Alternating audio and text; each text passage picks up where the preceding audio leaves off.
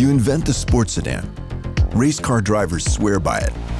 Car enthusiasts love it. It becomes one of the world's favorite luxury cars. What do you do next? Well, if you're BMW, you keep making it better.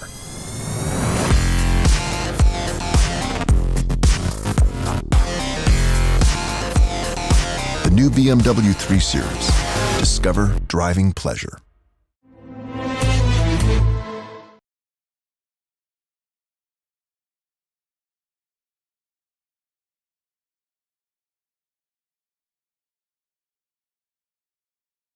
Well, that's really going back early years. Started off basically in school where we had photography as a hobby, and I was lucky enough to get into the hobby of photography, and it slowly kind of drew my attention, my interest into looking at life rather than this very broad spectrum of the eyes through a viewfinder, where I found I would kind of start looking at things with a different perspective and start looking at things which normally people would just let pass by and not even give it a second glance. So basically started off in school, and then I carried on in college, and in my early years I was fortunate enough to meet this very well-known photographer called Henri Cartier-Bresson, who I went on a photography shoot with. And that's when I really got to see how these, world-class photographers work. He saw his subject and he would really attack it from all sides. And before the subject would realize what's happening, the man's done his photography and gone ahead. So that was quite an interesting experience, and that kind of led me to believe that the subject need not necessarily always be conscious of the fact that he or she is, or it is being photographed. And therefore, if you notice, a lot of my pictures are with human interest, but the human being is not really interested in me as such, as a photographer. He's doing his own thing, he's living his own life, and I'm just taking images that I find are interesting to myself. And over the years now, there's been this kind of big shift from the analog photography, what we call analog now, and film, to digitization and digital photography, which has really exploded the myth that photography is a very difficult subject. Today everybody spots a camera, whether it's in the phone or another type of a camera. There's so many different ways of taking photographs. In fact, it has now shifted from photography to image making, because what's happened is that you take the original photograph, and there's so many ways of manipulating the original and exploring different avenues within the digital format. And I find that is actually very absorbing, very interesting, because there's so much more that you can do with just the photograph rather than just clicking it.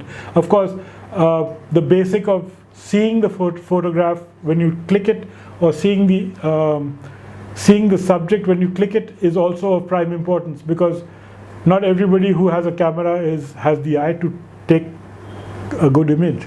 So similarly, like not all people who wield paint brushes are good painters, So everybody who has a camera is not necessarily a good photographer. So it's like, I'd done this series on what I call Dhodala. It started off with a line of clothes, because I got very fascinated by the color and the expression of digital color, which is actually a little removed from normal color as we used to see it in analog photography. It's more vibrant, it's kind of more saturated, and there's so much more that you can enhance and do with that similar color. You can add to it, subtract from it. So there's a lot that you can kind of explore within that medium, and I saw these clothes hanging, different colored clothes, and I found that within the ambit of color, there was so much to explore within that one line of clothes that was hanging. So similarly, it's kind of, then I moved on. I had gone to Cochin, and I found this Indian Navy dockyard over there where they have only white clothes which are kind of being washed. So that was that itself, and amongst them were a couple of scatterings of different colored clothes, red napkins and stuff like that. So it was quite an interesting experience, because those pictures, of course, are devoid of any human being in those pictures, but it's the human being is there because they wear the clothes, and also as I went along this line, I found that clothes also express to a very large extent the socio-economic background or the place that you're shooting in. It could be a kind of a not a very well-versed high posh area. It could be near a jhuggi. So you find clothes that are kind of a little dissipated in color, and in the kind of clothes that they wear. Whereas if you go to Singapore, you find these neatly stacked clothes outside all the windows outside from those high-rise buildings, and kind of the garments are also different. So it's quite interesting to watch this kind of flavor of clothes and the colors that people wear. That also differs to a very large extent.